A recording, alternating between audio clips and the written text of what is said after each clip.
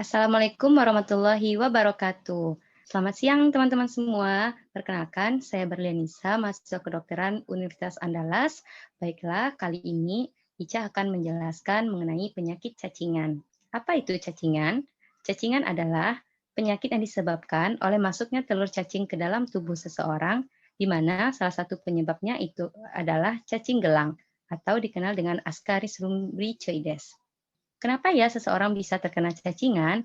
Ada beberapa penyebab cacingan ini. Yang pertama, yaitu lingkungan yang kotor akibat satu, BAB yang sembarangan.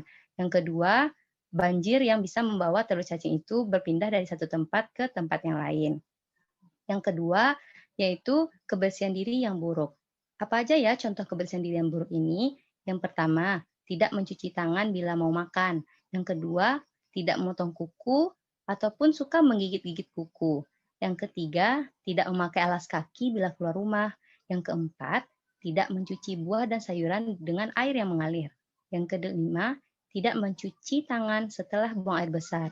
Yang keenam, kita sering makan makanan yang dihinggapi lalat ataupun yang sudah berhari-hari. Bagaimana ya cara cacing itu bisa masuk ke dalam tubuh kita?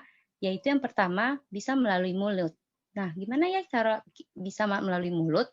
Yaitu dengan makanan yang sudah terinfeksi telur cacing ataupun dengan tangan kita yang sudah terinfeksi telur cacing. Ketika kita masukkan melalui mulut, maka cacing tersebut akan masuk ke dalam tubuh kita dan menginfeksi usus kita. Yang kedua yaitu melalui kulit ataupun pori-pori pada kaki. Nah, apa saja ya tanda-tanda seseorang sudah mengalami cacingan? Yang pertama yaitu perutnya buncit, kemudian badannya akan kurus, kemudian berat badannya turun, nafsu makannya berkurang, kemudian dia akan sering mengalami sakit perut tanpa diketahui penyebabnya. Selanjutnya, seorang itu bisa mengalami diare, kemudian mual dan muntah. Selain itu juga ada rasa gatal di bagian daerah anusnya. Apa saja ya akibat seseorang sudah mengalami cacingan? Kalau orang-orang itu sudah mengalami cacingan, maka orang tersebut akan kekurangan gizi, tentunya karena cacing tersebut butuh juga nutrisi. Nah, yang kedua, seseorang itu akan kekurangan darah, sampai-sampai seseorang itu akan mengalami anemia karena darahnya tersebut diisap oleh cacing.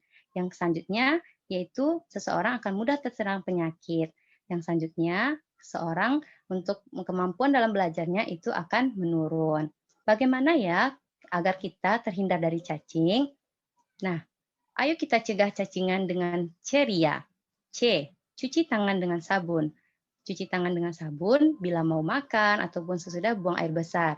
Dengan kita kenali yaitu 6 langkah mencuci tangan. Yang pertama, kita gosokkan ke telapak tangan kita, kemudian punggung tangan kita, kemudian kita bersihkan di bagian daerah-daerah tengah bagian dalam jari kita, kemudian bagian-bagian ujung kuku. E, yaitu melakukan buang air besar di jamban. Kenapa harus di jamban? Karena itu akan melindungi lingkungan sekitar kita agar tidak tercemar oleh telur-telur cacing yang melekat di feses kita. R.